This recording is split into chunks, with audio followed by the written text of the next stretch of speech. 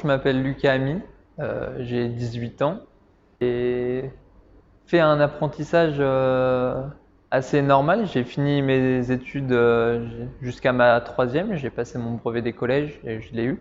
Je suis passé directement en CAP boulangerie pendant 2 ans chez un patron dans la boulangerie Banette à Saint-Jean-de-Bray. Ensuite, j'ai voulu faire une mention complémentaire en boulangerie-pâtisserie pour découvrir la pâtisserie et continuer à apprendre sur la boulangerie. J'ai trouvé un patron à Fayologe qui s'appelle Guillaume, qui sait très bien chez lequel je suis encore aujourd'hui. Au bout de c'est un an de mention complémentaire, la pâtisserie m'a énormément plu et surtout mon patron, mon maître d'apprentissage m'a fait découvrir vraiment ce que c'était la pâtisserie et m'a fait adorer. Et du coup, au bout de ces un an de mention complémentaire, j'ai décidé de passer mon CAP pâtissier en candidat libre, que j'ai eu aussi. Du coup, j'ai passé et ma mention et mon CAP pâtissier en un an.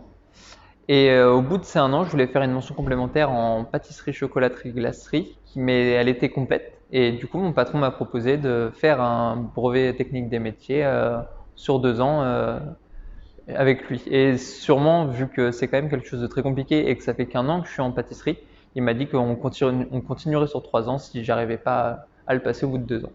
Franchement, c'est très très bien parce que ça te permet d'avoir et un salaire, de pouvoir te faire des cadeaux, de pouvoir payer ton permis, un logement et puis d'économiser pour plus tard.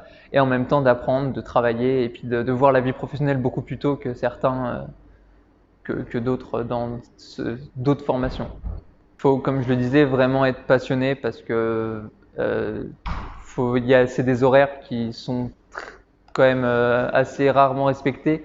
Il y a toutes les fêtes, que ce soit fin d'année, que ce soit même Pâques, etc., qui prennent beaucoup de temps et du coup, c'est des jours fériés où on vient au travail, où on est là pour travailler et il n'y a pas de je suis fatigué aujourd'hui. Vraiment, quand on arrive au travail, il faut être motivé, il faut être là et puis il faut assurer.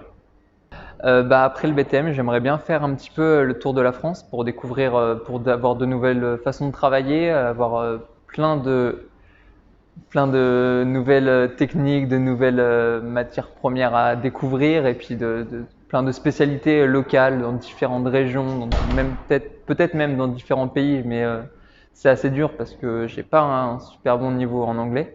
Mais vraiment déjà parcourir la France, découvrir plein de choses.